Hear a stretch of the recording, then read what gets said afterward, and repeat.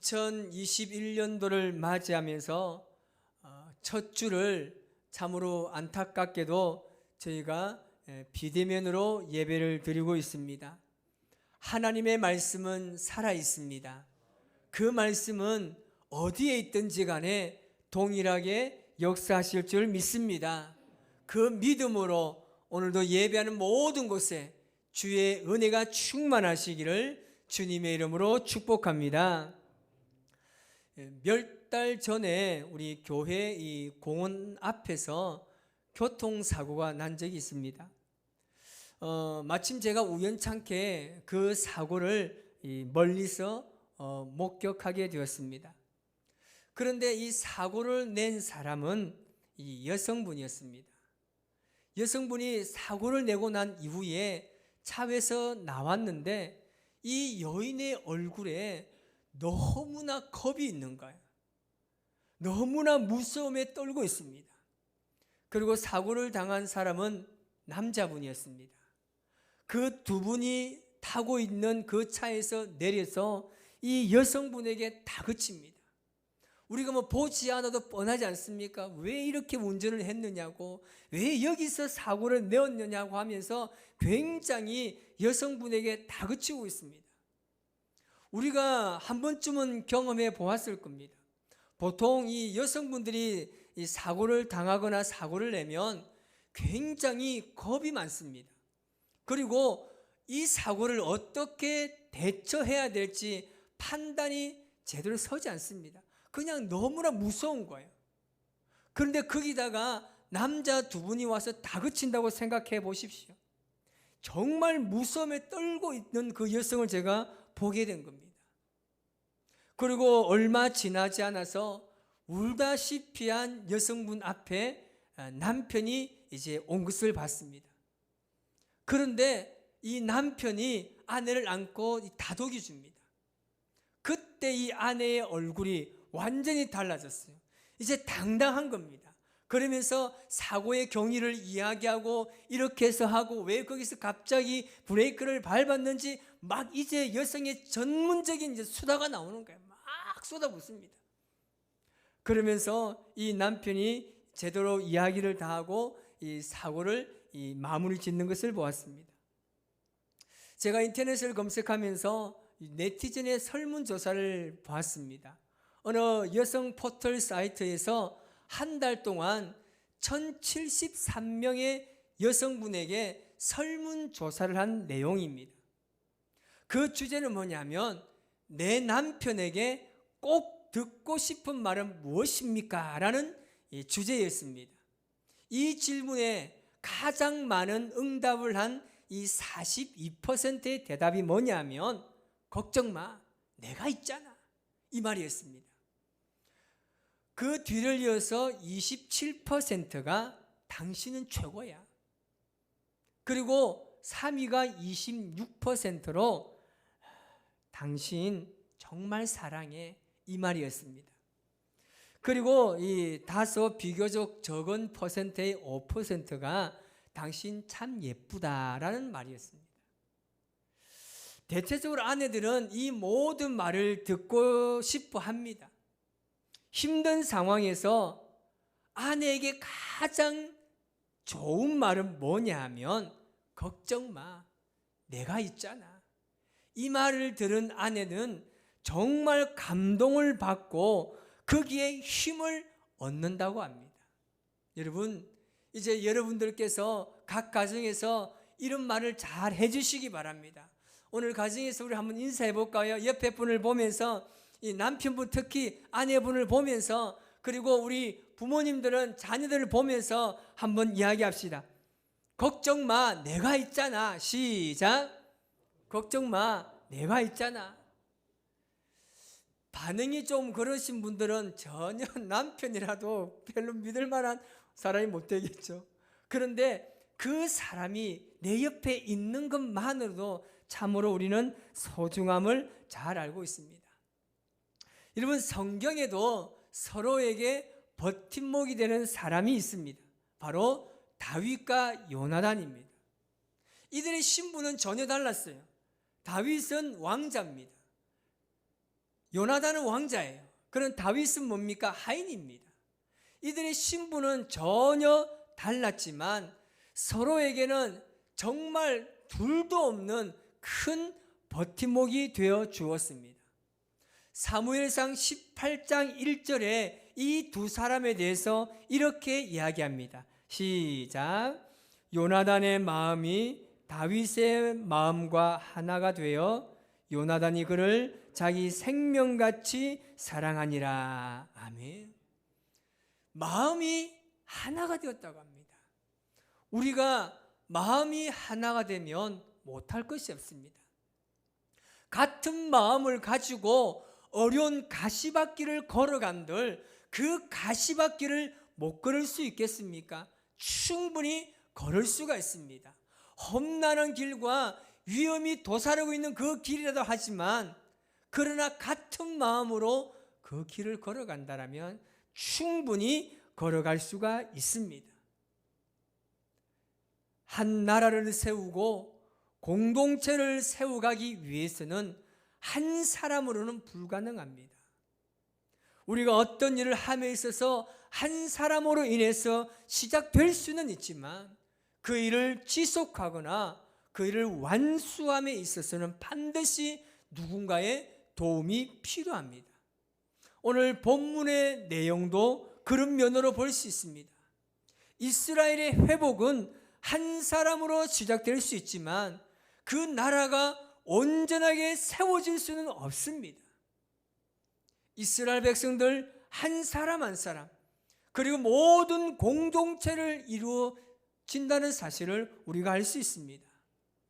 오늘 본문의 말씀을 통해서 우리 교회가 하나님께서 기뻐하시는 교회가 되기 위해서 어떻게 나아가야 할지 오늘 말씀을 통해서 은혜를 나누고자 합니다.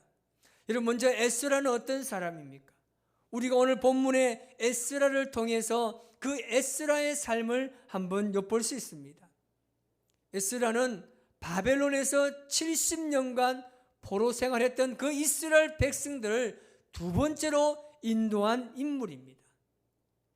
그가 바벨론에서 이스라엘 백성들이 해방되어서 귀환할 때에 그 사람들을 예루살렘으로 함께 이끌어 데려옵니다. 그런데 예루살렘에 도착했을 때 1차 포로로 귀환했던 사람들이 그 예루살렘에 먼저 있었습니다. 그런데 그들을 보면요, 굉장히 자부심이 강했던 사람입니다. 왜냐하면 70년 동안 그들이 바벨론에서 포로 생활합니다. 그리고 마침내 포로에서 해방되어서 다시 고향으로 돌아옵니다. 고향에 돌아보니까 하나님의 거룩한 성전이 무너져 있습니다. 하나님의 성전에 하나님의 영이 임한다는 그들의 믿음을 그들은 참으로 귀하게 생각했는데 성전이 무너졌다 보니까 그들이 모일 곳이 없습니다. 애통하는 마음으로 그들이 다시금 성전을 재건합니다. 수많은 고난과 난관 속에서도 그들은 열심히 성전을 재건했습니다. 심지어는 성전을 재건함에 있어서 성전 짓는 것을 방해하는 사람들도 많았습니다. 그런 위험 속에서도 그들이 성전을 잘 세웠습니다. 얼마나 자부심이 생기겠습니까? 성전을 재건했다는 그들에게는 엄청난 자부심이 있었습니다. 그런데 에스라는 달랐습니다.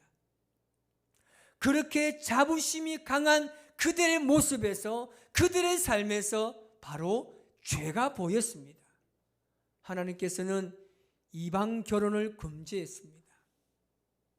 그런데 그들은 하나님의 율법을 어기고 있었습니다. 제사장과 방백들과 지도자들 중에서도 이방 여인을 아내로 맞아서 가정을 이루고 자녀를 낳은 사람들이 많았습니다. 이런 상황에서 지금 에스라가 그들의 죄를 지적하고 하나님께 돌아오게 하는 사역을 그가 지금 감당해야 합니다. 에스라가 얼마나 힘들겠습니까? 참으로 외로운 사역을 해야 합니다.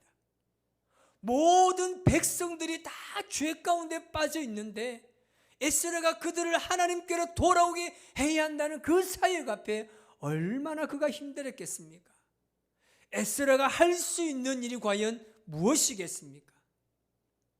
그가 할 수 있는 것은 하나님 앞에 무릎을 꿇고 울며 기도하는 것이었습니다. 오늘 본문의 1절 말씀을 다 같이 한번 읽어보겠습니다. 에스라가 하나님의 성전 앞에 엎드려 울면서 기도하며 죄를 자백하자 이스라엘 사람도 남자, 여자, 어린아이 할 것 없이 많은 무리가 에스라 주변에 모여서 큰 소리로 슬피 울었다. 아멘. 지금 에스라가 할 수 있는 것이 바로 이겁니다. 죄악 가운데 있는 백성들을 보고 그는 눈물로 기도할 수밖에 없었습니다. 그들이 포로 생활을 하다가 하나님의 은혜로 다시금 고향에 들어와서 성전을 지었다라면 그들에게 깊은 은혜와 감격이 있을 것인데 그들은 그 하나님의 은혜와 감격을 다시금 잃어버렸다는 겁니다. 그리고 죄를 짓고 살아가고 있는 거예요. 그 모습을 본 에스라가 무릎을 꿇고 눈물 흘리며 그들을 대신해서 하나님께 기도하고 있습니다. 우리는 그렇게 생각할 때가 있습니다. 과연 나 한 사람의 기도가 우리 공동체에 얼마나 큰 영향력을 미칠 수 있겠느냐? 나같이 연약하고 부족한 자가 나의 기도가 과연 우리 공동체를 이끌어 갈 수 있을지는 의문이 생기기도 합니다. 그런데 오늘 말씀을 보면 죄악 중에 있는 이스라엘 백성들 그 전체를 회개의 자리로 인도하는 것은 단 한 사람입니다. 바로 에스라입니다. 에스라의 이런 모습을 본 이스라엘 백성들의 행동이 어땠습니까? 그들 모두가 에스라에게 다 모입니다. 그리고 그들도 그들의 죄를 자백하고 하나님 앞에 철저하게 회개합니다. 에스라의 기도를 통해서 이스라엘 전체의 회개의 역사가 일어났습니다. 그리고 그들이 통회하며 자복할 때 모든 백성 중에 한 사람이 일어납니다. 바로 스가랴라는 인물입니다. 그가 일어나서 모인 모든 백성에게 제안합니다. 지금까지 우리는 하나님의 은혜 가운데 살았는데 우리는 그 은혜를 잃어버렸습니다. 주님께서 날마다 우리의 삶을 인도해 주셨는데 우리는 또 죄를 짓고 하나님 마음을 아프게 했습니다. 이제 우리 하나님께 돌아갑시다. 그러면서 우리 아내를 다 다시금 돌려보냅시다. 그리고 우리 자녀를 다 돌려보내자는 겁니다. 한마디로 우리가 이혼을 하자는 겁니다. 양육권도 다 포기하자고 말합니다. 이것은 단순히 에스라의 기도로 인한 충동적인 행동이 아닙니다. 그들이 죄악이 얼마나 심각한 것인지 또한 하나님의 말씀에 대한 회복이 얼마나 필요한지를 깨달았기 때문입니다. 그래서 스가냐는 에스라에게 부탁합니다. 일어나십시오. 일어나십시오. 이스라엘의 지도자로서 우리를 이끌어갈 지도자로서 이제 일어나셔서 당신이 행할 것을 해달라고 간절히 부탁합니다. 오늘 본문 2절 말씀을 같이 한번 읽어보겠습니다. 스가냐가 에스라에게 말하였다. 우리가 주변에 있는 이 땅의 백성들에게서 이방 여자를 데려와서 아내를 삼음으로써 하나님께 죄를 지었지만 아직도 이스라엘에 희망은 있습니다. 아멘. 지금 에스냐라는 이 사람이 얼마나 대단합니까? 자신들의 죄를 인정하면서 하나님께 기도하면 반드시 용서해 주실 것이고 그럼을 통해서 우리에게는 아직도 기대와 우리에게 소망이 있다고 이야기합니다. 얼마나 멋진 말입니까? 하나님의 심판 앞에서도 하나님의 징계 앞에서도 그는 소망을 바라보는 사람이었습니다. 그러면서 그가 에스라에게 힘을 실어줍니다. 우리가 도와주겠습니다. 일어나십시오. 당신이 그렇게 행하여 주십시오. 그럼 우리가 힘이 닿는 데까지 당신을 도와주겠습니다. 우리의 모든 힘을 다 보태서 함께 하겠습니다라고 이야기합니다. 에스라에게 든든한 버팀목이 생겼습니다. 죄악의 삶에서 돌이켜 하나님의 말씀대로 살겠다고 결심한 스가랴와 이스라엘 백성들입니다. 그리고 이 모든 일을 섭리 가운데 이루시는 하나님이 가장 큰 버팀목이 되고 있습니다. 여러분, 하나님의 백성들에게 있어서 가장 중요한 것은 무엇입니까? 여러분의 인생에서 가장 소중하고 중요하게 여기는 것이 과연 무엇입니까? 우리는 하나님의 말씀입니다. 하나님의 말씀이 우리 인생에 가장 소중한 줄 믿습니다. 올 한 해 우리 가정과 우리 직장과 자녀들의 삶에 가장 필요한 것이 바로 말씀의 회복인 줄 믿습니다. 그리스도인들 중에서도 하나님의 말씀을 무시하는 사람들이 너무나 많습니다.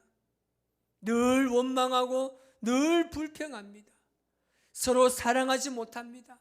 이간합니다. 이웃을 자랑하지 못하고 사랑하지도 못하고 늘 좌절스러운 말만 합니다.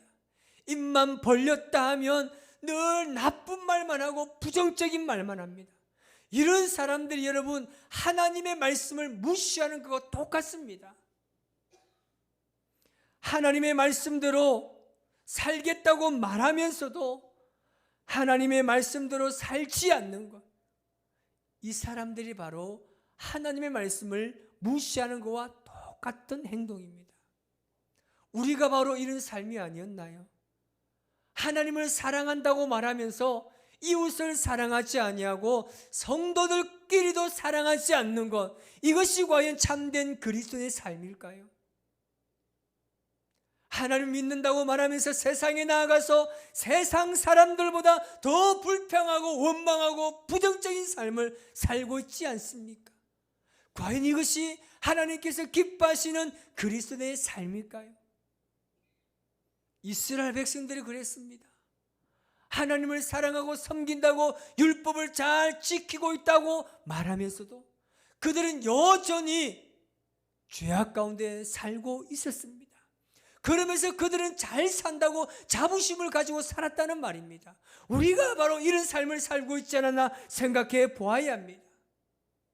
여러분, 우리 안에 무엇이 회복되어야 합니까? 넘어지고 찢기고 아픈 상처가 남을 수 있지만 하나님의 회복을 바라보며 기도하며 일어서야 합니다. 2021년도 우리 교회가 사랑으로 회복하는 은혜가 있기를 주님의 이름으로 축복합니다. 문제보다 크신 하나님을 바라봅시다. 오직 하나님만이 우리의 소망임을 믿고 나아가시기를 주님의 이름으로 축복합니다. 이제 우리 함께 회복해야 합니다. 함께 우리의 기도의 자리를 회복해야 합니다. 말씀대로 살겠노라고 결단했다라면 말씀대로 살아서 하나님의 놀라운 은혜를 극복하는 한 해가 되시기를 주님의 이름으로 축복합니다. 그렇게 살아갈 때 주의 영이 우리의 삶 가운데 임할 것입니다. 2021년도 우리 모두에게 새로운 변화의 바람이 불어올 것입니다. 코로나19를 통해서 참 많이 힘들죠. 어렵습니다. 또 17일 동안 다시금 이렇게 연장된 상황에서 우리가 다시금 비대면 예배를 드리라는 이 상황에서 모두가 어려움 속에 있습니다. 교회를 와서 예배 드리고 싶죠. 저도 홀로 설교할 때면 너무나 힘듭니다. 때로는 성도들의 모습들이 어른거립니다. 여기는 우리 권사님이 앉아 계시고 여기는 우리 장로님이 앉아 계시고 여기 우리 새 가족이 앉아 있고 그런 생각들을 할 때마다 마음이 너무 아픕니다. 여러분, 이 모든 어려움들을 여러분 믿음으로 잘 이겨나가시기를 바랍니다.